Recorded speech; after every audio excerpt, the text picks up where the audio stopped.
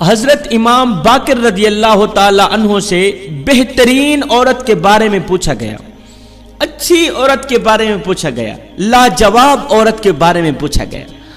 آپ نے فرمایا میاں بہترین عورتوں سے بھی زیادہ بہترین عورت کی 4 نشانیاں ہیں، اچھی عورتوں سے بھی زیادہ اچھی عورت کی 4 نشانیاں ہیں۔ پوچھا گیا حضرت وہ کون کون سی ہیں؟ آپ نے فرمایا میاں پہلی نشانی اس کا دامن پاک ہو، پاک دامن عورت اچھی عورت ہے، پاک دامن رکھنے والی عورت بہترین عورت ہے۔ فرمایا شادی سے پہلے اس کا دامن ماں باپ کے دامن کے سوا کسی کے ساتھ نہ جڑا ہوا ہو، اور شادی کے بعد اس کا دامن شوہر کے دامن کے سوا کسی کے ساتھ نہ جڑا ہوا ہو۔ ایسی عورت اچھی عورت ہے۔ جوانوں، اگر عورت کو وقت دیا جائے، اگر عورت کو محبت دی جائے، اگر عورت کو اعتماد دیا جائے، اگر عورت کو یقین دیا جائے، عورت کو عزت دی جائے، تو عورت مر تو سکتی ہے مگر اپنا دامن شوہر کے دامن سے چھڑا نہیں سکتی۔ عورت مرنا گوارا کرے گی، اپنا دامن چھڑانا گوارا نہیں کرے گی اگر یہ 4 چیزیں دی جائیں، ایک اعتماد، دوسری محبت، تیسری عزت اور چوتھا یقین۔ اگر یہ 4 چیزیں عورت کو دی جائیں، بیوی کو دی جائیں، بیوی مر تو سکتی ہے، شوہر کے علاوہ کسی کے اوپر نظر نہیں ڈال سکتی۔ فرمایا دین کا درد رکھنے والی عورت، دین سے محبت رکھنے والی عورت اچھی عورت ہے، بہترین عورت ہے۔ دین سے محبت کی بات آئی، مجھے اس عورت کی کہانی یاد آ گئی، مجھے اس لاجواب عورت کا واقعہ یاد آ گیا۔ آپ سنیں، دل کے کانوں سے سنیں۔ ایک عورت اپنا خاندان چھوڑ کر، اپنا سب کچھ چھوڑ کر، بھاگ کر میرے حضور علیہ السلام کی خدمت میں حاضر ہوئی۔ کہنے لگی آقا میں نے اپنے میکے چھوڑ دی، میں اپنا سسرال چھوڑ کے آئی ہوں، میں مال والی تھی مال بھی چھوڑ کے آئی ہوں، جائیداد والی تھی جائیداد بھی چھوڑ کے آئی ہوں، ایک بیٹا ساتھ میں لے کے آئی ہوں۔ حضور میری یہ خواہش ہے، میری یہ تمنا ہے کہ میرا بیٹا آپ کی نوکری کرے گا اور میں آپ کی بیٹی سیدہ فاطمہ الزہرا کے برتن دھویا کروں گی، میں آپ کی بیٹی کی نوکری کیا کروں گی۔ حضور میری یہ قربانی قبول فرمائے، میری یہ خدمت قبول فرمائے، میرے بیٹے کو دین کے لیے وقف کر دیں۔ حضور میں نے آپ کے لیے اپنا سب کچھ چھوڑا۔ حضور میرے رشتہ دار سارے کے سارے کافر تھے، حضور کافروں کے ساتھ رہ کر میں اپنا دامن ناپاک نہیں کرانا چاہتی تھی، میں اپنا دامن خراب نہیں کرانا چاہتی تھی۔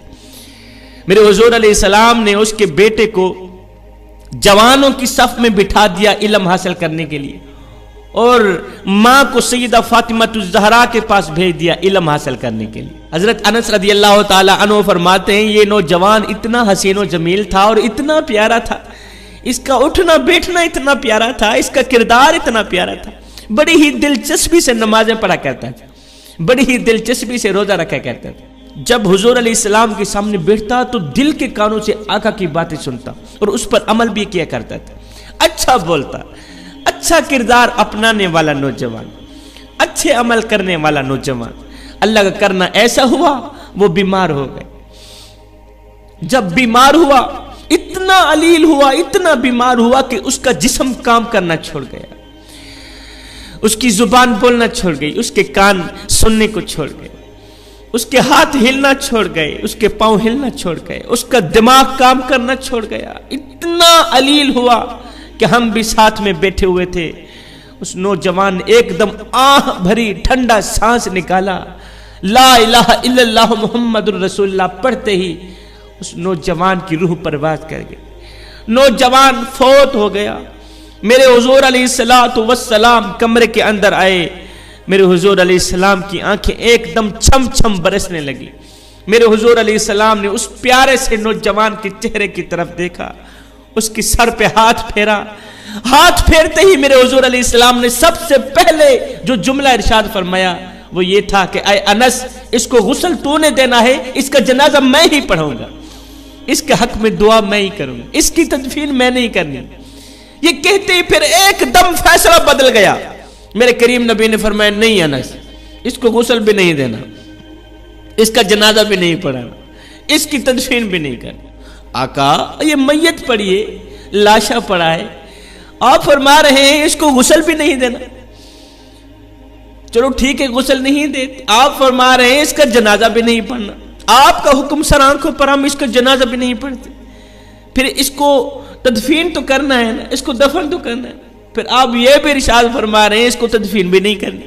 آقا آپ کا حکم سر آنکھوں پر. میرے حضور علیہ السلام نے فرمایا جاؤ اس کی ماں کو کہو کہ تیرا بیٹا فوت ہو گیا. یہ کہتے ہی میرے حضور علیہ السلام کمرے سے باہر کی طرف نکلے.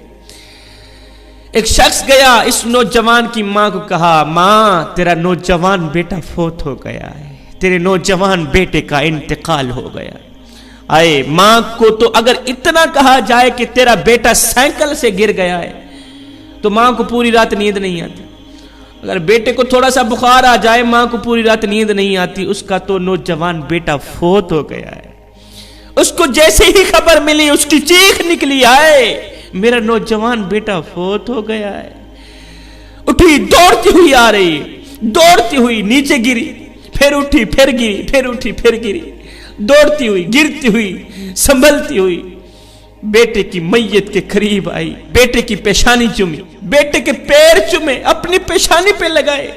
اس کے بعد دونوں ہاتھ اٹھائے, رو کر کہنے لگی, او میرے کریم رب میں نے اپنے چھوڑے تیرے دین کے لیے, مالک میں نے میکے چھوڑے تیرے دین کے لیے, میں نے اپنا سسرال چھوڑا تیرے دین کے لیے.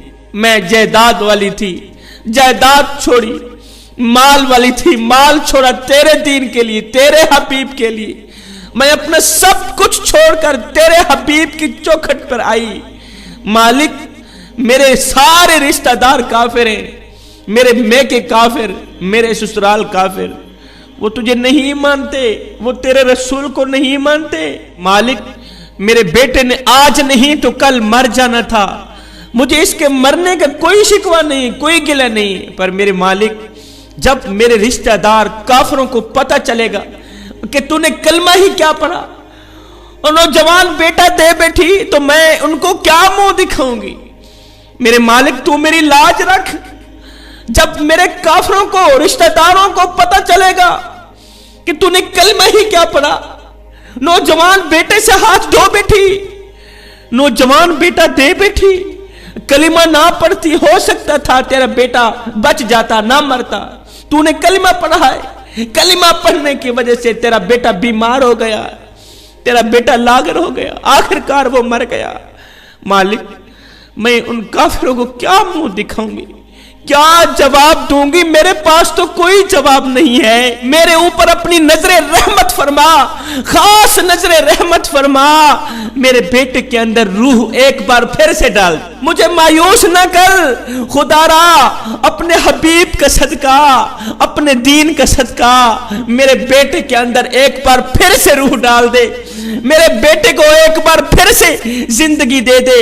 حضرت انس رضی اللہ تعالی عنہ فرماتے ہیں, ایمان, یقین اور استقامت کے ساتھ اس ماں نے جب دعا کی, دعا کے لیے ہاتھ اٹھائے اور یہ جملے دہرائے, تو ہم نے مسجد نبوی کے صحن میں ایک عجیب سا منظر دیکھا کہ مرا ہوا بیٹا کلمہ پڑھ کر ایک بار پھر سے زندہ ہو گیا. جس طرح کلمہ پڑھتے ہوئے مرا تھا اسی طرح کلمہ پڑھتے ہوئے اٹھ بیٹھا. جلدی سے بیٹے کو سینے سے لگایا, بیٹے کی پیشانی چومی, زندہ بیٹے کو دیکھ کر ایک نعرہ لگایا. نعرہ لگانے کے بعد کہنے لگی, لوگو میرا نبی بھی سچا ہے, اس کا دین بھی سچا ہے.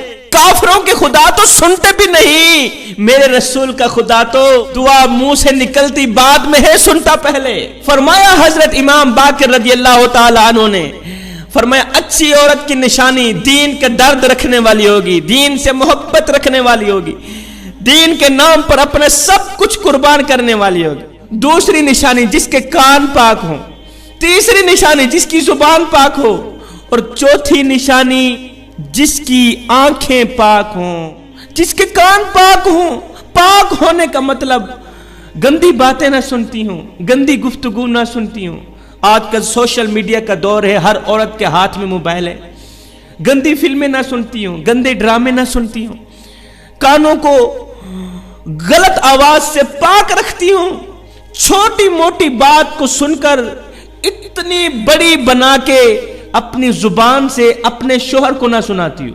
وہاں کی سن کر یہاں لگانا، یہاں کی سن کر وہاں لگانا، کانوں سے سن کر پھر اپنی زبان سے اتنی بڑی بات بنا کر اپنے شوہر کو بتانا، یہ اچھی عورت کی علامت نہیں. میری ماؤں، بہنوں، بیٹیوں، اگر تم بھی خود کو اچھا بنانا چاہتی ہو، بہترین عورت بنانا چاہتی ہو، تو پھر خدا را اپنے دامن کو پاک کر لو، اپنے دامن کو پاک کر لو، اپنے کانوں کو پاک کر لو، اپنی زبان کو پاک کر لو، اپنی آنکھوں کو پاک کر لو.